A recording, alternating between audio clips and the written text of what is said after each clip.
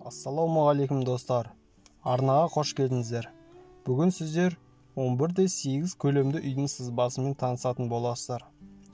Видеоны бастамас бұрын арнаға тіркеліп, лайк басып, комментарий жаза отырыңыздар. Ал ендеше бастайық. Бірінші бізде кіреберіс.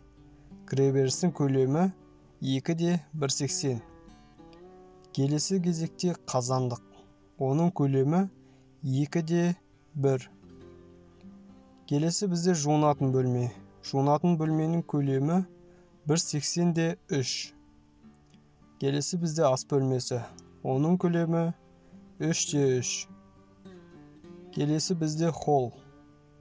Холлдың көлемі 7,20:3,40. Келесі бізде жатын бөлме. Оның көлемі 3,50:3. Келесі кезекте бізде екінші жатын бөлме. Оның да көлемі 3,50:3. Бізде қызылмен белгіленіп тұрған қабырғалар, олар үйдің ішкі негізгі қабырғалары. Құрметті достар, қазақ тілді арнаның дамуына үлес қосып, арнаға тіркеліп, лайк басып, комментарий жазып отырыңыздар.